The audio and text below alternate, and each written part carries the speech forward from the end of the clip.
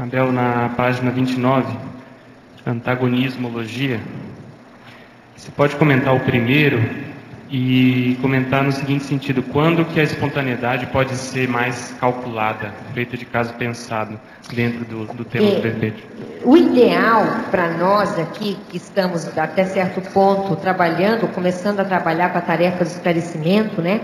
Então a gente dá muita aula, palestras, vai fazer tertúlia, é que a gente comece a prestar atenção nos nossos gestos e na nossa comunicação, justamente para às vezes transformar aquilo que já é bom e espontâneo em tecnicidade. Essa técnica de reforço da mensagem, ela é muito importante porque ela é como se criasse um duto, um pequeno duto limpo para o receptor. Então, como é que a gente faz isso? Eu acho que a gente tem que ir autoanálise, autopesquisa do ponto de vista gestual. Muito bom, por exemplo, como está ali, está gravando a nossa tertúlia. Aí a pessoa chega em casa, o ideal é que ela vá assistir a tertúlia que ela fez. Eu faço isso. Para a gente falar, será que eu falei muito rápido? Será que a gesticulação está adequada? Será que a minha entonação de voz foi a melhor? Isso foi a minha primeira providência no Instituto. E outra coisa, me deu um trabalho danado, que tinha moça que não queria fazer, que eu queria filmar todo mundo. Era um contra danado. Agora, essa tecnicidade, Pedro, é estudo, eu acho. A pessoa tem que estudar a si. Tá? E o professor Waldo tem razão. Eu conheço pessoas que têm medo de ver a palestra que ela deu. Ela não quer, porque ela impactante. É muito impactante. Ou ela tem um certo receio de ter ficado ruim. Tem que parar com isso. Tem que enfrentar. Reação infantil. Porque a TARES exige isso. Não, até porque se a gente for lembrar da parapsicoteca, quando a gente vê o passado, uns filminhos, às vezes era pior. Mais dia, menos dias, nós vamos ter que fazer esse reencontro. Então, que seja já aqui. E aí vai estudando, gente. Por exemplo, olhar como é que é, as expressões faciais, os gestos, né, que dão ritmo à fala, e aí vai fazendo uma técnica. Gente, eu estou aqui com os documentos hoje que eu precisava de entregar para o Jarbas Dúcio, ou talvez a Gisele Krenhofer. Se eles apareceram ou estiverem ouvindo, eu precisava de entregar esses documentos logo para ele. É um negócio sério, aqui numa pasta. Agora, outra coisa que eu quero dizer para vocês. Eu já fiz lá os 190 verbetes, que tem no mínimo 11 máximos. Está por conta agora do nosso Everton tirar a cópia disso, ou dá para alguém para tirar a cópia, tá certo? Que, na verdade, são muitas páginas cada um. Agora, seria bom fazer pelo menos umas 10 cópias para dar para vocês aí da nova IC. Isso vai ajudar. Tem 190 na ordem alfabética, de acordo com a especialidade, tudo bonitinho. Aquilo lá, eu vou te contar, aquilo é que é pai para filho. Só falta eu fazer o verbete agora para vocês. Depois dessa, não tem jeito. Só engolir agora. Não, só falta deglutir. O mais já está mastigado, está tudo ok. Vocês vão ver depois como é que é. Tem 190. É 10% da enciclopédia. Abel, aproveitando, você pode comentar a sindromologia também no contexto? Que página que é, Pedro? A mesma, a síndrome. Tem duas síndromes aqui. Essa primeira, de Asperger, é aquela síndrome de um pré-autismo, um certo autismo que a pessoa tem. E é interessante porque aí quem passa por essa síndrome é uma pessoa que não tem muito contato, ela não consegue uma interação mais profunda com as outras pessoas. Ela vive até certo ponto no mundo à parte, né? No mundo pessoal. E pelo que eu li, não sou assim especialista na área, mas pelo que eu li, uma coisa interessante de a gente interpretar nesse caso, até a Thalita podia ajudar, é que quem tem essa síndrome, falta até certo ponto, você também pode me ajudar, habilidades cognitivas para compreender estados emocionais. E como eles estabelece o rapport, né? Então ela não interpreta, ela não consegue interpretar porque não tem sinapse para aquilo.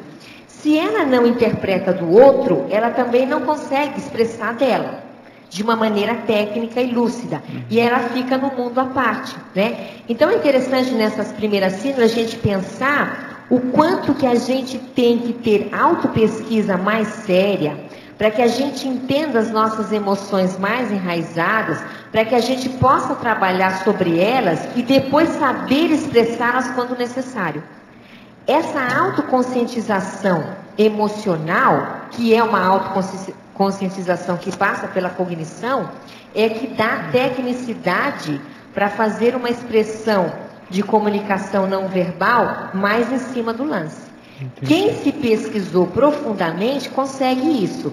Quem não se pesquisou, não, vamos dizer assim, não dissecou ainda tecnicamente determinados padrões emocionais. E até certo ponto não consegue interpretar no outro, porque aquilo não existe para ela. Então as duas coisas. Sim. Então fica uma espécie assim de um analfabetismo emocional que gera um analfabetismo comunicacional.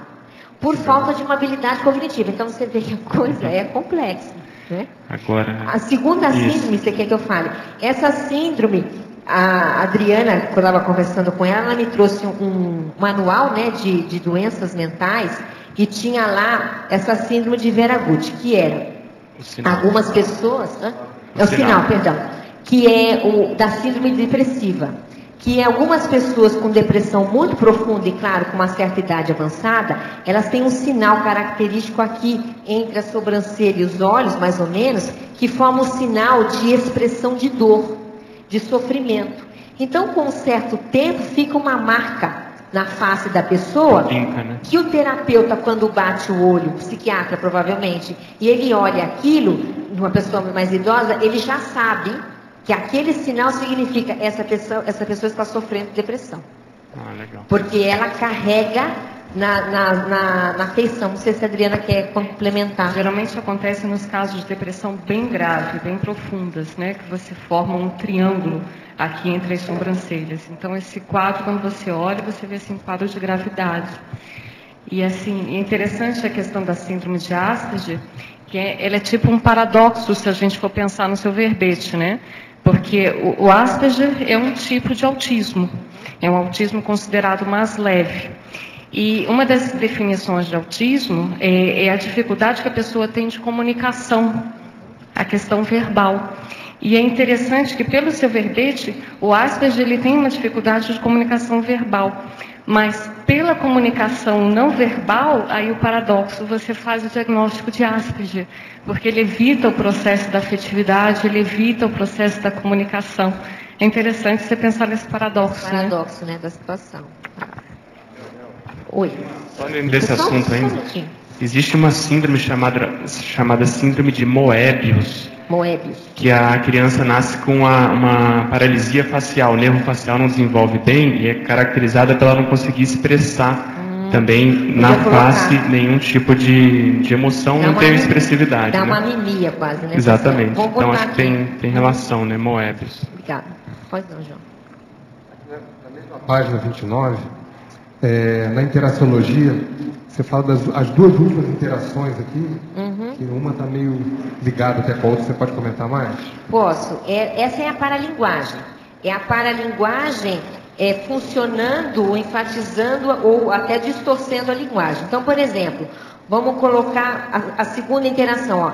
A interação, entonação de voz negativa, palavras positivas, denotando sarcasmo, ironia, raiva e insatisfação. Então, a pessoa fala assim, ficou ótimo. Ótimo, ficou ótimo. Então você vê que não está nada ótimo. As palavras são positivas, né?